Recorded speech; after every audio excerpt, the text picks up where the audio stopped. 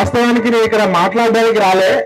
అక్క సరస్వతి అక్క చేస్తున్న పోరాటాన్ని అభినందించడానికి వచ్చిన. గట్టిగా చప్పట్లు కొట్టారు ఆమెకి. నేను నా 20 ఏళ్ల జర్నలిజంలో ఒక మేధా పాట్కర్ గారిని చూసిన, ఒక అరుంధతి రాయ్ గారిని చూసిన, ఒక వందన శివ గారిని చూసిన. అందరు కలిపితే మన తెలంగాణకి ఇలా సరస్వతి కౌల గారు కనబడుతున్నారు.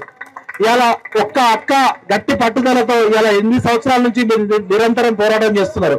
ఇక్కడ మీ అందరిని చూస్తుంటే నాకు ఖచ్చితంగా మీ ఐక్యతను ఎవ్వరూ ఛేదించలేడు. రేవంత్ రెడ్డి గారు వాళ్ళ అమ్మ ఎవరు చేయించలేడు. ఒక్కటే ఏంటంటే, నేను నా అనుభవంతో బయట పరిస్థితులు ఎట్లున్నాయి, మనం ఎట్లా చేయాలి ఉద్యమాలని నాకు తోచిన సలహాలు చెప్పడానికి వచ్చిన.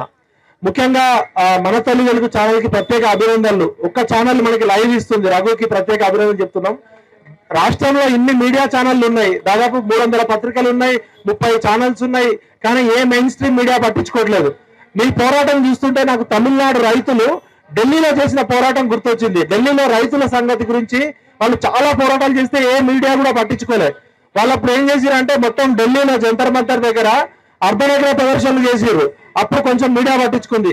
తర్వాత వాళ్ళు ధర్మాకోల్ షీట్లు పెట్టి అశుద్ధం తింటే భారతదేశం అంతా ఉంది. ఇలా పంజాబ్ రైతులు మూవ్మెంట్ చేసినప్పుడు 600 మంది రైతులు చచ్చిపోయారు. అయినా కూడా ప్రభుత్వం కదలలే. ఎప్పుడు కదిలిందంటే, పంజాబ్ లో ఉన్న యూనివర్సిటీ పిల్లలు, రైతుల పిల్లలు తుప్పుకుమని ఆ రైతు వ్యతిరేక శక్తి ఫోటో పెట్టి ఉరికి ఉమ్మేసే ఉద్యమం చేసిర్రు. ఉద్యమం పేరు తుప్పుకు ఉద్యమం.